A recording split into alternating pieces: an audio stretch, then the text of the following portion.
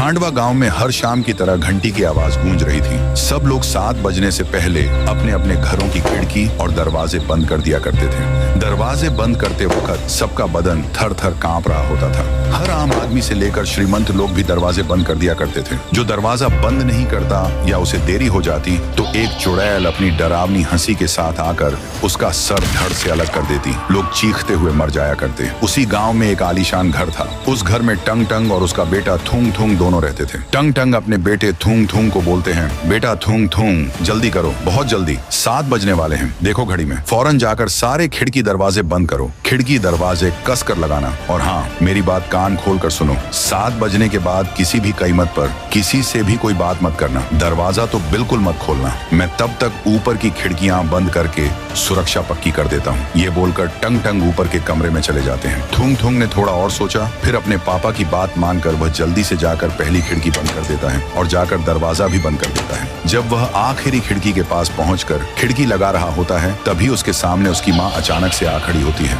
और थूंग थूंग से कहती है, थूंग थूंग बेटा, मेरे प्यारे बच्चे, तुम कैसे हो? मैं तुमसे मिलने के लिए इतनी दूर आई हूँ। क्या तुमने मुझे सच में पहचाना नहीं? मैं तुम्हारी माँ हूँ बेटा। क्या तुम अपनी माँ को भूल गए? चलो बेटा, जल्दी से दरवाजा खोल दो वरना वो लोग आ जाएंगे। उतने में थूंग थूंग हिचकिचाते हुए कहता है, मम्मी तुम यहाँ कैसे? ये कैसे संभव है? पापा ने तो मुझसे कहा था कि आप इस दुनिया में नहीं हैं। उन्होंने मुझे बताया था कि आप मर चुकी हैं। ये बात सुनकर माँ बोली, नहीं तो देखो मुझे, मैं तुम्हारे सामने बिल्कुल जिंदा खड़ी हूँ। पापा तुमसे इतना झूठ बोल रहे हैं। चलो बेटा, अब जल्दी से दरवाजा खोलो, मैं ज्यादा देर तक बाहर नहीं खड़ी रह सकती। वो लोग आ जाएंगे और मेरे साथ कुछ बुरा करेंगे। फिर थूंग थूंग बोला, हाँ मम्मी, मैं अभी फौरन दरवाजा खोलता हूँ, फिर आप अंदर आ जाइए। ये कहकर थूंग थूंग ने जाकर दरवाजा खोल दिया। दरवाजा खुलने के बाद माँ अंदर आने लगी। उसी समय टंग टंग नीचे आ गया। आते ही उसने माँ को आते देख जल्दी से दरवाजा बंद कर दिया और दूसरी तरफ की खिड़की बंद करने के बाद बाजू वाली भी खिड़की बंद कर दी।